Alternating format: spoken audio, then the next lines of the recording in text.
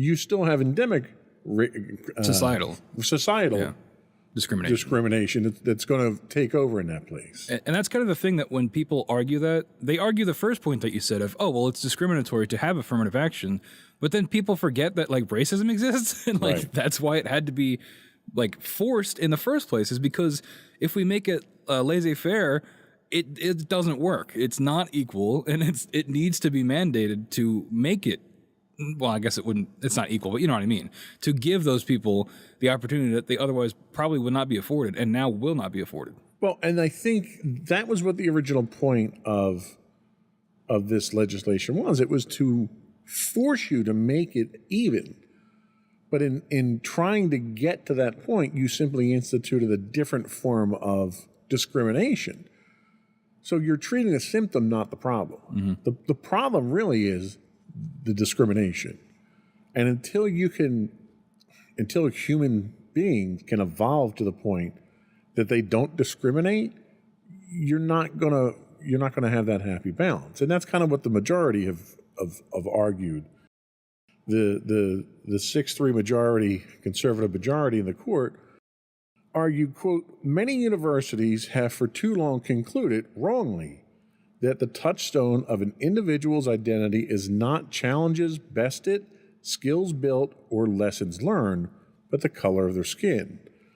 Our constitutional history does not tolerate that choice. Now, I take exception to that one to begin with there, because our Constitution declares that all men are created equal. And when it was written, they knew all men weren't created equal, because also in the Constitution, 3/5, every African American who was in the country was counted as 3/5 of a person. So the hypocrisy in the Constitution itself tells me that we don't have a constitutional history that says this is intolerant. Yeah. As he has done before, Justice Thomas, the second black justice appointed to the court, reiterated his long-held view that affirmative action imposes a stigma on minorities. Now, this I think he has a point with. I don't think the way he puts it here has a point. He says, quote, while I'm painfully aware of the social and economic ravages which have befallen my race and all who suffer discrimination, I hold our enduring hope that this country will live up to its principles that all men are created equal, all equal citizens, and all must be treated equally before the law. Now, I think he's smart enough to know that that's not how the world is right now. No, that's The fact that he makes a statement like this is naive, and it's insulting, really. Yeah, because it puts the ball in our court of like, hey, man, we got rid of it. You guys got to be better. Right. It's like, no, the Supreme Court exists to do that. It is your job, and more so part than like every citizen, to uphold these values and to fight for this kind of equality that you're talking about here. But you're not doing that. You're doing the opposite of that. And then you're basically washing your hands of it and saying, well, hey, we live in a society. You know what I mean? Like, right. Now, to Thomas's point, I can understand the rationale that by holding African Americans to a lower standard, that you're imposing a stigma on them. And really, if it was me, I would be insulted. So really what we're talking about here is, if you have two people who are one white, one black, they both apply for school, you have to take, under normal circumstances, you would take the person who's the most qualified, and that qualification would be equally measured. But instead, what we're talking about here is somebody who may need a 3.5 grade point average if they were Caucasian to get in, an African American may only need a 3.25. And Thomas's point is, by holding them to that lower standard, you're basically telling them that they're not good enough. So there's a logic to it, but the way that he uses that logic is so distorted and so tone deaf to the spirit of this legislation, because what's happening is, in reality, you're saying, reality is saying, if the Caucasian has a 3.5 and the African American has a 3.5, we're going to let the Caucasian guy in because he's not black. And that's what reality is. Yeah. And Thomas fails to address that with his stigma argument. So Chief Justice Roberts goes on, and for his part, pointed out the court's 2003 decision reaffirming the constitutionality of affirmative action programs, noting that Justice Sandra Day O'Connor, writing for the court at the time, had suggested that there would have to be an end at some point in the future. And Roberts declares that time is now. And I think the problem is, it hasn't. Human beings, It's only gotten worse. not even human beings, Americans have not gotten to the point that they're mature enough to assume, to understand that all men are created equal. With the amount of legislation that's happening today that is discriminatory, that is holding African Americans down, that's holding Asian Americans down, the hatred that is an upswelling of political force in this country today is a clear indicator that not only are we not ready, we're not moving in the right direction, we're sliding backwards from where we need to be. Yeah, and I think that's going to be something we say a lot on this episode. It feels like we're regressing. Yeah. And I think it is absurd to assume that the time is now is when we need to end affirmative action. If anything, we might need to go the other way with it to make it more affirmative, right? Because things seem to be only getting worse, and that's going to be a common theme here. We also have the opposing view, and this is from Justice Sonia Sotomayor. She said that the court subverts the constitutional guarantee of equal protection by further entrenching racial inequality in education, the very foundation of our democratic government and pluralistic society. Justice Ketanji Brown Jackson, the court's first black female justice, also chimed in saying, with Let Them Eat Cake obliviousness today, the majority pulls the ripcord and announces colorblindness for all by legal fiat. Sorry. When you're quoting Supreme Court justices, they're much smarter than I am. But deeming race irrelevant in law does not make it so in life, which is exactly what we just talked about. Just because you say it's that idea of like a post-racial America, right? Like we elected Obama, racism's over. It's like, no, it's not. Right. And that is clearly being reflected here as well. Yeah, no, and the problem that we run into here is that what the majority are arguing here is they're arguing the point of a fiction, that in a perfect world, we shouldn't need this legislation. And they're right. In a perfect world, we shouldn't. The world we live in is far from perfect. Yeah. And this happened to be a stopgap measure to make things better. Nothing else has happened in this world to make that situation better. Mm-hmm. If anything, that situation's gotten worse. So by taking away some of the safeties that you had in place to try to provide legal protections for people, you're doing your part. You're being part of the problem, not part of the solution at that point. Yeah. Why did they do this? just to have a rule? What was the motivation behind it? I don't even Well, the motivation is what motivates conservatives to want to do things like this. Yeah, I guess just further the agenda, right? Right. They're pushing an agenda which they shouldn't be pushing an agenda. They should be looking at each and every case on a standalone basis and making educated, objective decisions. They should not be influenced by party politics, and that's exactly what's happening. Yeah, I wonder if we'd have as harsh criticism if it was the other side, right? But I also think the liberal agenda or democratic agenda is not as aggressive as the conservative agenda, and not as which by its definition doesn't make sense. Right. That your conservatives are the more aggressive. And that you're supposed to not like big government, right? Exactly. And this is the opposite of that. This is the biggest government. Well, you could argue that this is a limitation of government because it's government making impositions over the schools. And they're saying, well, government shouldn't do that anymore. The schools need to regulate themselves. I more so meant the 6-3 majority basically being able to do whatever it wants without being stopped. Yeah, no, I agree. But I think I see what you mean, though. The motivation that they have at this point in time is, we're a progressive Supreme Court now. We're going to do things right the way that we see it. We're going to make the changes that should have been made years ago, and they're going to undo what's being undone. And there's a couple of problems with that. One, you're undoing existing precedent. So by every time you undo a precedent, like they did in the last session when they overruled Roe versus Wade, every time you overrule a Supreme Court precedent, you delegitimize the Supreme Court. Nope. The whole point of the Supreme Court It's the word. It's final. is it's supreme. Right. Right. Right. So when the Supreme Court can override the Supreme Court, then what the Supreme Court today, who's overriding that, says can be overridden. Who watches the Watchmen? You know. Right. So they're delegitimizing the Supreme Court. So that's probably one of the biggest problems that you run into. The other problem is the things that haven't been ruled on, that really are important stuff that need to be ruled on, are being pushed to the side so that they can use this agenda that they have to rewrite the rules that have already been written. So you're hurting the country. You know, be a part of the solution, not a part of the problem. And you know, you talk about the correcting itself. So the Supreme Court overriding itself.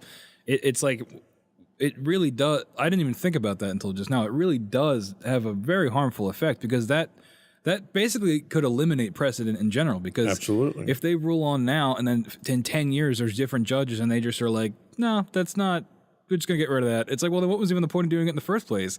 It's like it's all temporary until you have a majority the other way that comes in and just does everything the other way. It does really delegitimize the whole process. And that's what we've seen with political parties as well. One political party will come in and they'll be in power for 4 years, 6 years, 8 years, whatever, they control a legislative and executive, and they'll push their agenda. And the other side will fight them tooth and nail. Then they'll switch powers and the balance changes. And then the other guys are fighting and nothing gets done. Nothing substantial gets done. We don't get universal health care. We don't get tax reform. We don't get any of the things that the country needs because they spend all the time fighting. Now, we expect that from our politicians. We don't expect that from our Supreme Court. We deserve better from our Supreme Court because these are appointed positions. They don't have to campaign. They don't have to get elected. They're not chosen by the people. They're handpicked, they're cherry-picked by the president, and it's for life. And they need to be held. They're not even held to the same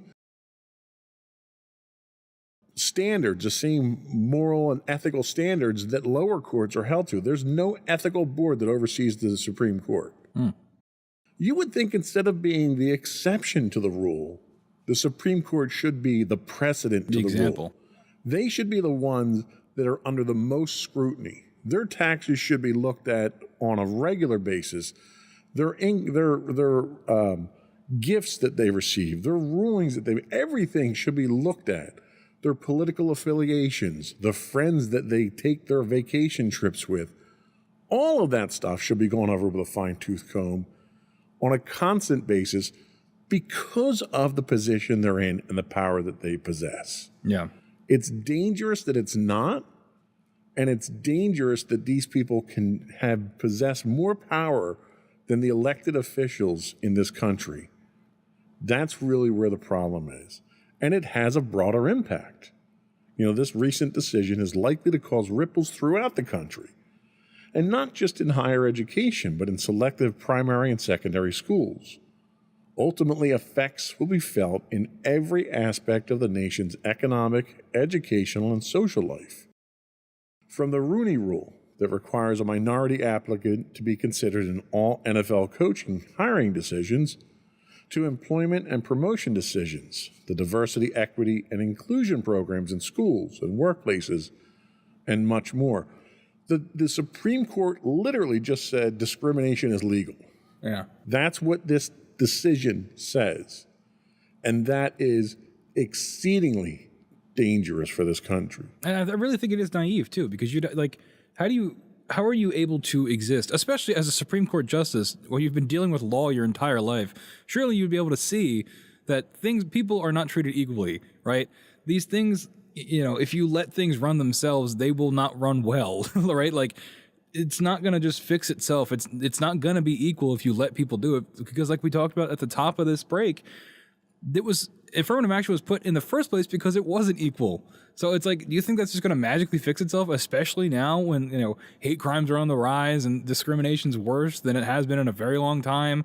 And, but then again, maybe that's all part of the plan. Well, and I'll be the first one to say, I watched the hearings when Clarence Thomas was up for Supreme Court nominations, and the questions that he was asked and how racially biased the people that were questioning him from the other side were, and that was Democrats questioning him at the time. It was brutal. And that was a small fraction of what he's had to put up with his whole life. Because he's a man who has set precedent his entire life with his career being African American, doing the things he did.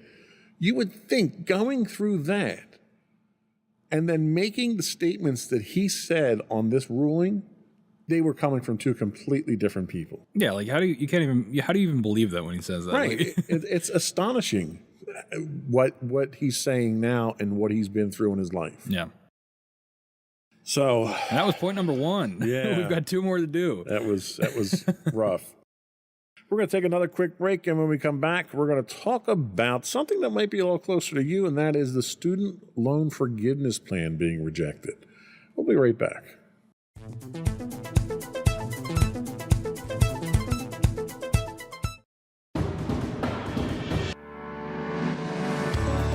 Insights into Entertainment, a podcast series taking a deeper look into entertainment and media.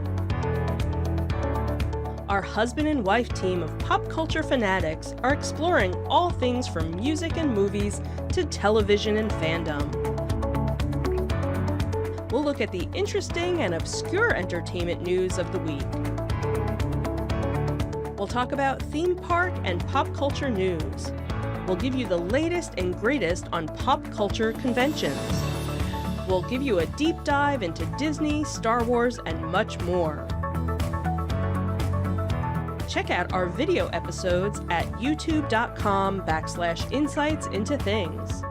Our audio episodes at podcast.insightsintoentertainment.com, or check us out on the web at insightsintothings.com.